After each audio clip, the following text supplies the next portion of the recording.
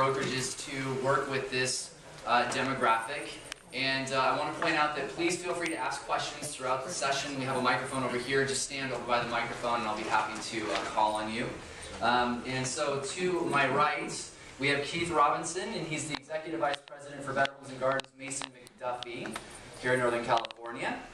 We have Emron Paladi over to, he skipped a seat, so he's over on the far side here. And he's the CEO and team leader for Keller Williams Realty in the Tri-Valley, right? Fremont, California. Fremont, California. And then Tiffany Combs, who is the managing broker for Klein Real Estate here in San Francisco. Welcome. Give them a round of applause for coming out today. Yay. So I'm going to start with Tiffany. Picking on you first. Okay. So Tiffany, I mean, I live in San Francisco as well, and we have a very traditional city. So tell us about some challenges that you had when you were growing your brokerage and how you kind of overcame some of those challenges, especially in a very traditional real estate market. Sure. Well, I don't consider San Francisco too much of a traditional city, but okay. I do. Sorry. Well, compared to you. Yeah. Right. But there are a lot of traditional brokerages, and so initially we really looked at who we were, our value proposition, and we wanted to embrace it. So we looked at non-traditional ways of creating a niche market really quickly. So we went after non-traditional real estate. We went after high-rises, mid-rises. We went into an area that geographically actually spans a lot of square footage, and because it goes vertical, it had a lot of opportunity. But brokers didn't really, or brokerages and agents didn't really want to go into it. So we really kind of focused on a business strategy of taking non-traditional real estate and going after it. So high-rises, mid-rises, lofts, and in the industrial section of San Francisco, that was changing. 50% of our clients are from the tech sector. So another thing that we wanted to do was figure out how were we going to reach them. So we implemented the virtual agent on the website right away so that we would immediately start connecting with people, setting up appointments, and going after that sector, which we also thought was the prime demographic for the non-traditional real estate that we were targeting. Virtual agent, describe that for us. So when you go onto our website, well, first of all, it starts with Gmail. So on Gmail, you have to be available as an agent. We have to go through an orientation with agents about this. But if you're green and available at certain times, this is the new floor time. You're on our website, and when people go to our website, clients all the time will enter as a guest, and you have to learn to chat with them, and of course go after the number in a face-to-face meeting. Interesting, very interesting. Can you tell us about some of the stuff you're doing? You guys have, obviously, you're new to Better Homes and Gardens, so you guys have made some massive changes recently, right? Yes. Just a little bit. Just a little bit. Tell us about some of the growth you're going through. What's your approach to this? Sure. I mean, I think, like the stats that you mentioned, you have a majority of your first-time home buyers are in that millennial age bracket, but a majority of residential real estate, 58%, is in the boomer age bracket, either older or younger boomer. And so you sort of have to think about it as consumer-facing and then inwardly-facing for the agent. And those aren't always the same things. You're trying to get the two of them to meet in the middle and help the boomer get up to speed with the technology, help that demographic have some understanding and perspective on how a millennial first-time homebuyer may want to view property differently, how that experience will be different. And then for the company itself, we just have to maintain that focus on how is a millennial. So I have a nephew who's 14 years old. If you have a 14-year-old in your life somewhere, you know that they watch TV really differently than you and I usually watch TV. They will be texting their buddies who are all watching the same show, and they're communally having an experience, whether they're miles apart. So what's that going to mean when he's 24 and buying his first home? And what's that going to mean if he's 24 and entering the real estate industry as a new licensee? And so we're just trying to look forward and think through some of those challenges and what that's going to look like, while we also have an aging sales demographic, right? We have salespeople who are in the older demographic who are adopting it fast, and so how you balance all that. So you're doing different training and things that just... A lot of training. I almost call it perspective training. I want to help the boomer get perspective on how the millennial is going to think, and then help the millennial consumer get perspective on how the boomer likes to work, and understand where those third rails are. That, you know, text might be an okay way to set an appointment, right? And maybe that's something that feels new and different, In however they reach out to you is how you should reach back. Finding different ways to lower the barriers just so that you can get some perspective and create communication. Interesting. Imran, Yes. you are a Facebook god because I see like 1,000 updates going on, but I noticed that when you comment though, this is a compliment, there's always people corresponding with you. So my question is, how have you used Facebook to kind of grow your brokerage, maybe even recruit, things along those lines? Thank you very much for saying Facebook got exactly how I You can asked take you it to later do it. for I that. appreciate it. Also, Remember, it's on your card. this is also my first Inman, and normally when you speak to a crowd, you get nervous looking at them, but I have a poll to look at, so I don't have to be nervous, I'll just talk to the poll. I could say something to that as well. So anyways, Facebook. Facebook is my main way that I can have conversation with my peeps. One of the things that I do is I keep everything very, very hi, Beth. I'm sorry, that's the lady that trained me how to do real estate right there in the audience. Now I'm nervous. Going to Keith, let's not. Okay, so anyways, I talk on Facebook all the time. I keep it nice and real. I talk exactly the way that I talk to my friends. And it goes personal, personal, personal, and then I sneak in a real estate thing, and they don't know what hit them, and then I go personal, personal, personal again. And my favorite part of Facebook is the interaction. And you ever post something on Facebook, and you're like, this was witty. And then you look around, and nobody's thumbed up it, nobody's commented. I went through that phase. You guys in the front, yes, every day we do. So I went through that phase, and what ended up happening was I go, wow, my content is boring. It's vanilla, it's exactly what everybody else is saying. So I thought, why not just create something that's funny to me? I'm a funny guy, I think. You know, at least that's what I pay people to say. And I say, let's do some fun stuff on there and let's not really worry about whether or not it's going to offend somebody. You know, I'm a president of my association and my AE is in the back of the room right now and he watches everything that I put on Facebook. By the way, one of the youngest Don't do that. in America, actually. I think you were... Yes, I'm 14. That's what I was going to say. 33 years old, and Yeah. one of the youngest. Yay. You are? Yeah, young, right? Yay. Give a round of applause. He's a president of the association. Thanks, guys. What I'm saying is that Byron watches it carefully, and he'll immediately call me and say, Emran, you got to take that down. And I go, you know what? No, because that's me. So I don't curse. I don't show anything about alcohol or drinking on there, and I stay as positive as possible. And then you'll have a lot of followers, a lot of people checking you out, checking me out, and then I'm sitting there going, who am I really reaching? Sometimes you never know. Right. And I realize that the demographic is 1%, 9%, 90%. 1% will respond, 9% will thumbs up you, but 90% are watching. And I know that because I do a lot of traveling. In fact, right after this, I'm going straight to Anaheim for the a convention. And I know that I'll run into people there who will say, hey, how was that thing that you did at Inman? All that kind of fun stuff. So it's really great to be able to have full-on conversations with people online. It's great. So this is a question for everybody, and just jump in accordingly, but how do you keep the current demographic of agents happy, productive, and generating revenue while targeting the next generation of clients? Meaning the kind of different age demographics in your company, some of them have a different focus or needs. How do you work with that? Ladies first. Well, I feel like I may be the least equipped to answer this because we started our brokerage 20 months ago, and That makes you the most equipped. well, I was going to say, so I feel like we've been really clear in our branding. So when people come to us, they have a clear idea of who we are in technology and everything else. But one thing that we are doing is we do technology mentors. So it's one way of creating cohesion amongst the team, but we take somebody who's very tech savvy and somebody else who feels like maybe they don't fit in, or they thought they were going to join us and learn by osmosis, and now they're struggling. So we connect them, and that's one thing that we do.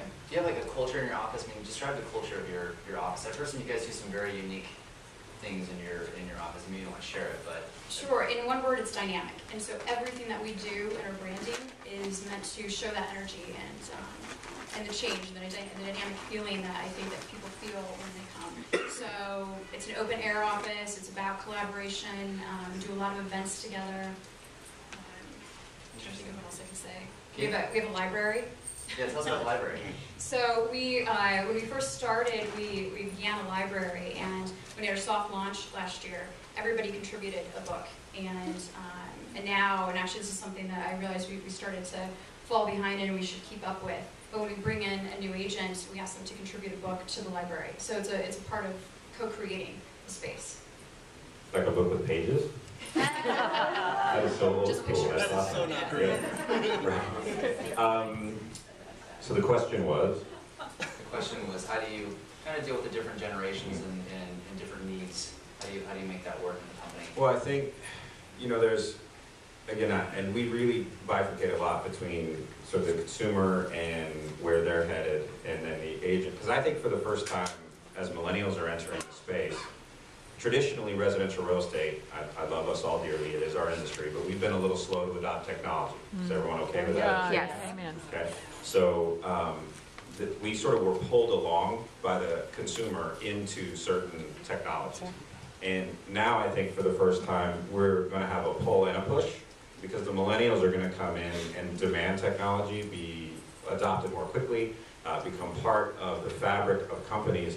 So we'll have a push and a pull, which will just speed everything up. It's already going fast, but it will go even faster for residential real estate, faster than we've ever experienced in the industry, because we have a push and a pull mechanism now bringing technology in. So in anything you have the bell curve. You've got the early adopters who are going to dive in right away. The instant the new phone comes out, they're in there. They are into it and excited about it. And then you've got the long tail that may never pick it up or is going to be super duper slow, right? Remember when DocuSign was brand new? Yeah. Remember that? And now it's ubiquitous. Almost everybody uses it. So as technology gets faster and faster, that bell curve gets steeper and steeper, so you have to adopt quicker.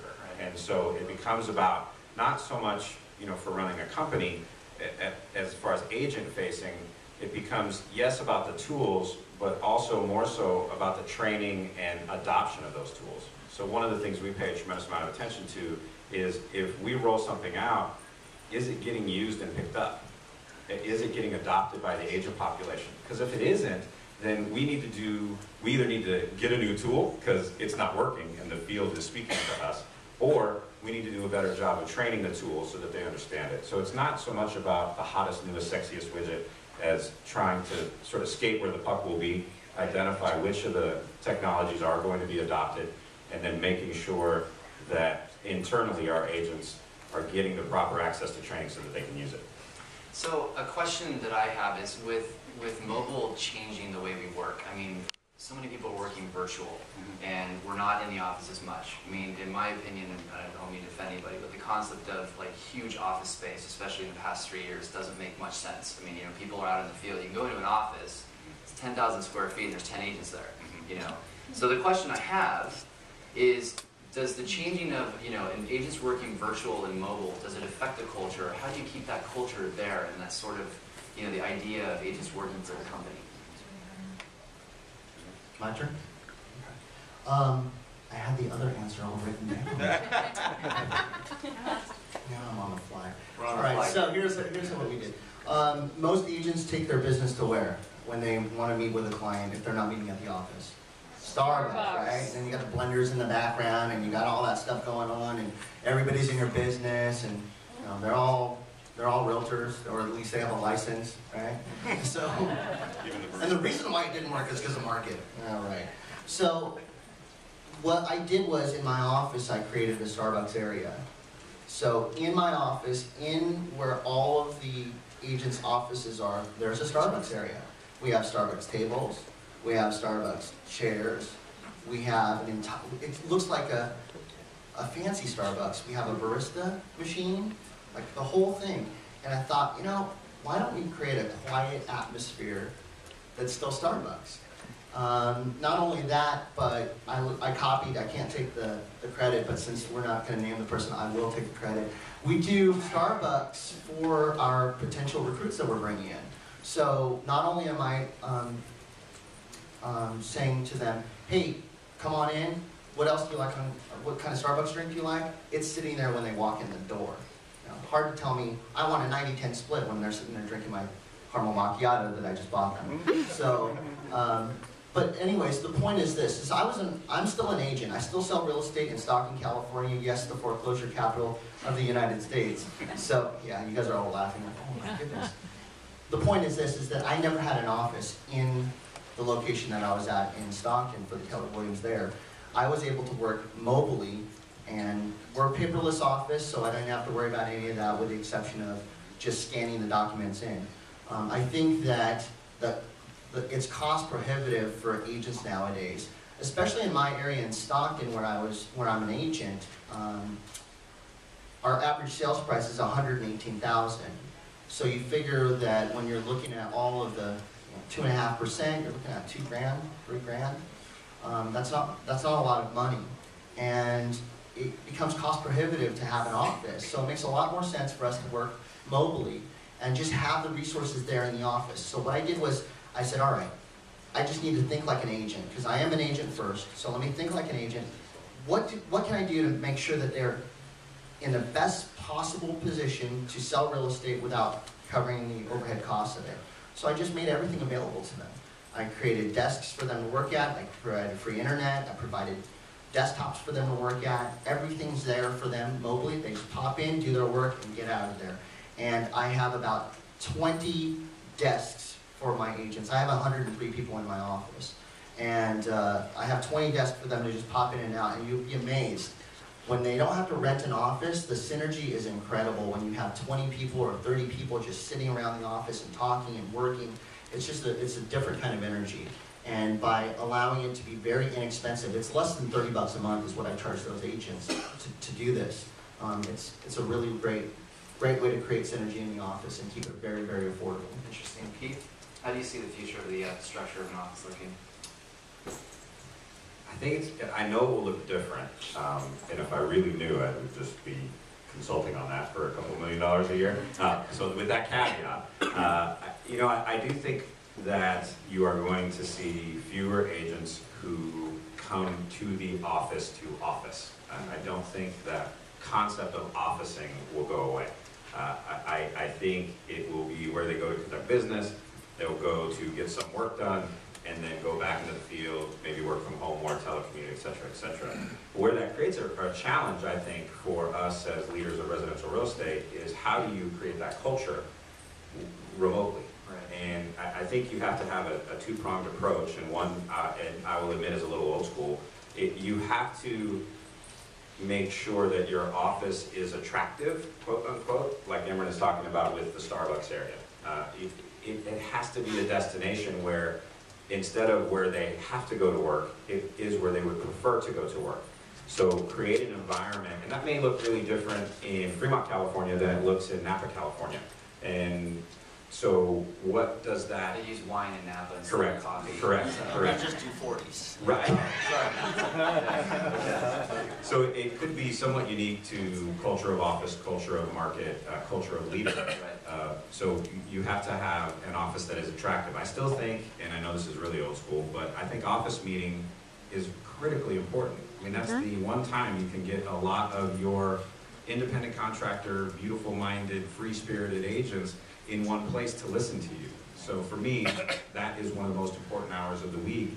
If you can provide great content, if you can impact them, if you can motivate them, if you can give them some education that they need to be better at their craft, then it becomes easier to get them to want to come to the office and have that experience and create that culture. And then you can use video blogging, you can use a lot of the other technologies that are coming to get reach out and get into their space. It just has to be, the content, whether it's in an office meeting or in a video blog, has to be great. It has to impact them and be timely and specific and help them do their craft better. So Tiffany, I was looking at your website and I noticed that you have a lot of young agents that work at your facility. So what is it that attracts them to you? And what's the one thing you think that younger agents right now are looking for? Why do they tend to flock to Klein Real Estate? Well, I do think it's a part of the culture, and by that I mean they want to feel it's more than just a job. They want to feel fulfilled. So I know you talked about this. I heard Keith's CAR, and I was like, he did a webinar just a couple days ago, and I caught half of it, and I thought that was right on.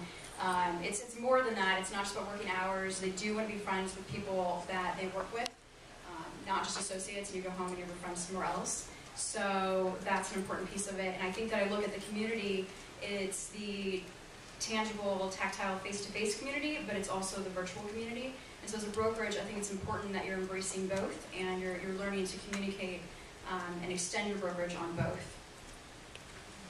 Can I piggyback on that? Sure. I think for millennials, for that younger demographic as they're entering the marketplace, for them, the level of connectivity that they've had as a young person into what we call young adulthood has been nothing unlike any other generation has ever experienced. I mean, they are so connected all the time. Watch a plane land and watch anyone who is, say, 22 and younger. They aren't texting someone to tell them they're home. They're Facebooking it, so everybody they've ever met in their whole life knows that they're home. So the connectivity is at such a higher level that friends are family. And multitasking. Yeah, and multiple yeah, things. yeah. But friends are family to them. There is no delineation between family and friends, and coworkers are friends, so friends become family, coworkers become family. You have to have a level of intimacy that hasn't really, that I don't think we've experienced yet. And that is going to continue. They're going to want transparency. They're going to want a level of intimacy that is going to be different. And companies and leaders that can't adapt to that are really going to struggle as this new breed comes into the space. Well, I was going to say, so for example, when a new agent comes in, usually within 1 to 2 weeks, we do Facebook a request to them. And we really try to support them online. So as soon as they post something personal, or, I mean, not every single thing, but if there's something personal or specifically real estate related, we just close this home, open house today 2 to 4. My partners and I try to go out there and like it as soon as we can and post a comment. And we notice it comes back to us. You know, they do it in turn for us too. Is there questions? If you guys have questions, by the way, there's a microphone over here to the left. How do you see the model of real estate changing? Anybody see like a different view from where it is today to where it might be in a few years from now with the mobility and younger agents coming into the business? Okay. For me, I'm kind of that weird mix of young but been in the business a while. I'm 33 and I've been in real estate for 10 years, so I made it through that whole, put the sign in the yard and you got money. That kind of, remember that? No? Yeah. That was easy, right? I stuck around even after that. So, the reason why I left my company after 5 years, I was with a brokerage, very loyal to him. He was an amazing broker to me. He was in his 60s and very great guy, just an amazing broker.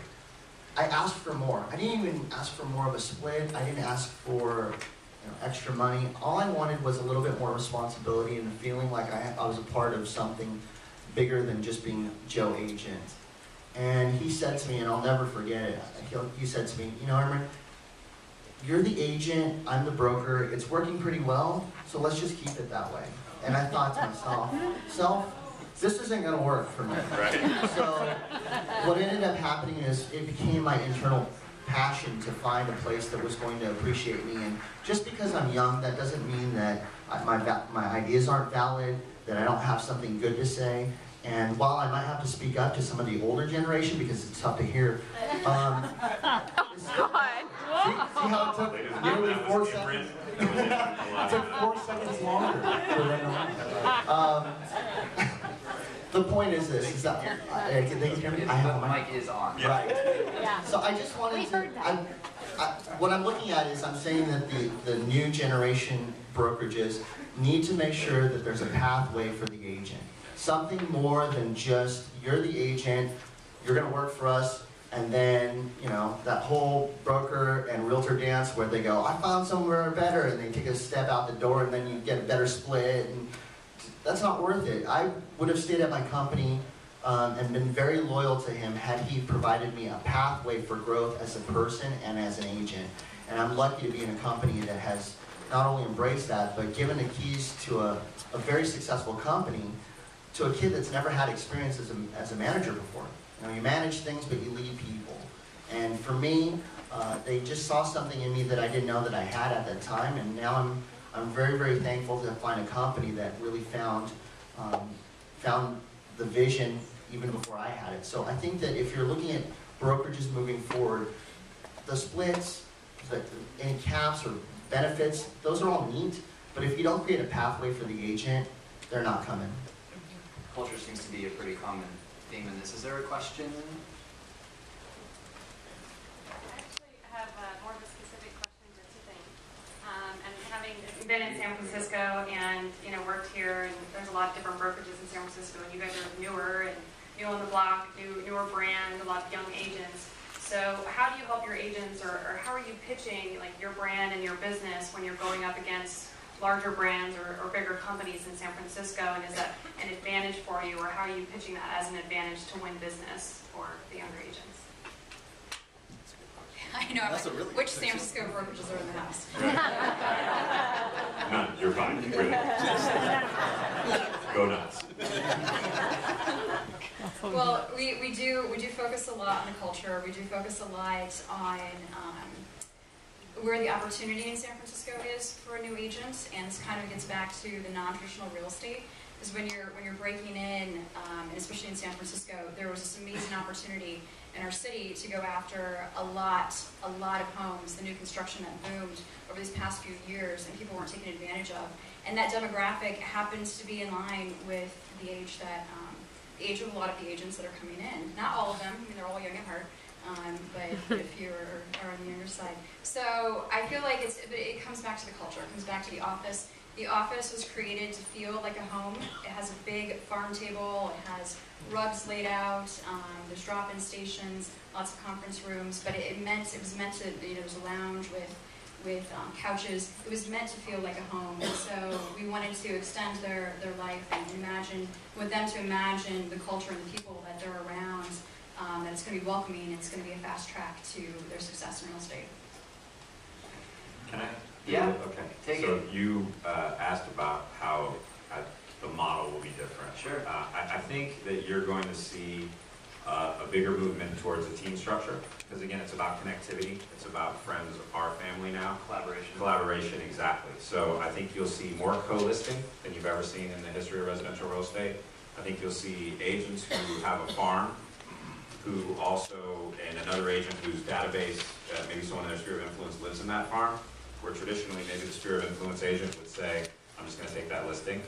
They may co-list at a higher rate than ever before. Because, yeah, they care about money, it's obviously important to all of us, but so is collaboration, and so is the sense of we're going to work together and create a certain amount of unity and harmony and succeed. The millennials don't care about tradition, they're not traditionalists. So they aren't going to give a rip if we've been in the business for 25 years. Well, they have the internet, they know everything. Right, correct, yes, they know it all, right, yeah. So they really aren't going to, a lot of the sort of the traditional views of it takes X years to build a business, or I've done it for 25 years, so you should be deferential. Do you think that's I actually asked this question just because, do you think that that's going to be a disadvantage even for the younger generations? They're not listening to people who have been in the business for 25 years, 30 years, who have been through downturns. Sure, yeah. I mean, there is experiential learning, right? The Albert Einstein line. I succeeded what I succeeded because I stood on the shoulders of giants. And do you teach the younger agents that when they complain or talk about things? And you look for teaching moments, is how I would describe it. So they have to be ready to receive it, and otherwise it's just going to ping off. So you skin your knees, you grab the pan, it's hot. Hey, why was that pan hot? Well, the stove was on. So you look for teaching moments to help them learn. We talk about generational differences, and it's actually occurred forever. I mean, we've always had multiple generations, but I look at it kind of like, how do we bring the value of each generation? Obviously, your younger generation grew up with a lot of technology, but then there's the experience level, and so I think there's a lot to learn from that. Just to add to that, what Keith just said, I think that, and those of you may know, may not know, that James was the very first YPN chair for the state of California. And as you know, YPN has really gained a lot of momentum at CAR. And an example of it being more and more acceptable for younger brokers or younger agents, back in that corner, over in the back there, you've got the president for CAR for upcoming year, Francis Arnold. You have Don Fott right after that. You have Chris Kutsky, who's the treasurer, incoming treasurer. So you've got a lot of these leaders that are here and saying, we hear you. We want you to be a part of it. And there's a reverse mentoring that goes on. Yeah, we might show you how to tweet or Facebook or like video vlogging or whatever Herman just called it. That would be video vlogging. That was weird that I just did that. Point is this. So you have that reverse mentoring opportunity available, and if you can embrace that, that's going to really change the way things are. So we'll wrap this up. We've got 3 minutes. I want to have each of you give some advice on what brokers can implement today to start to adjust to this new demographic. How do they look at recruiting this younger generation? And we'll start with Tiffany on this as well. Okay. I guess the two takeaways that I would come to my mind is, remember the community is virtual and the face-to-face, so do focus on both of those. And the second one, I think, is the idea of co-creation. I think that would be huge for attracting millennials. Something to implement today. I mean, the first thing I'd recommend is get perspective. So spend some time doing some research and a little bit of reading and understanding on what the different generations are, what's important to them. Because with perspective, I can't tell you exactly what's going to fit into your culture, your model, your office.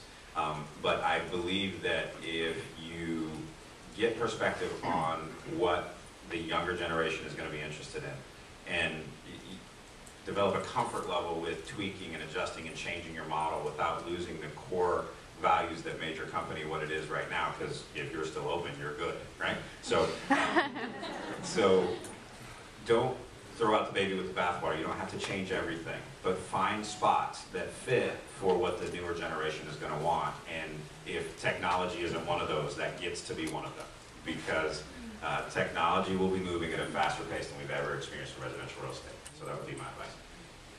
There are a lot of brokers in the room? Yes, cool. Get over yourselves. Honestly, that's how you do it. Start with this. Don't think like the broker. Think like the agent.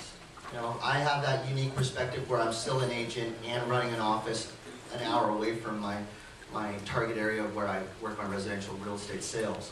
So what I do is I try to think like an agent. When you walk in the door, what's your feeling when you walk into that brokerage? I have 2 flat screen TVs, and there's photos of our agents doing things in the community, 8 photos of our agents at training, and every single photo with purpose has our agents smiling.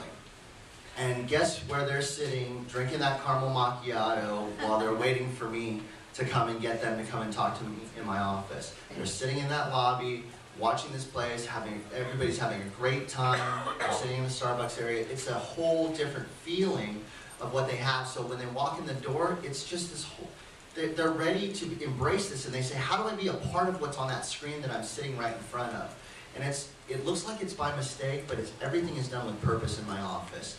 So I want to make sure that stop thinking like a broker, start thinking like an agent, make them feel loved the second they walk in the door, because this year alone, I've recruited 31 people to my office since I've only been the team leader of Fremont since January 4th of this year. So 31 people, we're at about 103 agents right now. And every single one of them I asked, what made you join? And they said, I felt good the second I walked in the door. And if you could just take that and do it over and over and over again, it's going to grow your brokerage beyond belief. Question? Actually, it's time for one. Okay, it's more of a, just to complement what you guys are saying up there, there's a fabulous book called Generations at Work. It is a great book. Yeah, it's an awesome book. Yeah, so if you haven't read that, get that. It's really cheap on Amazon. Yeah. So, I second that. I've read the book. It's a great book. That's one thing you could do today is order that book. So I don't get a royalty, but you could do that today. Yeah. Okay, well, let's give him a round of applause, everybody.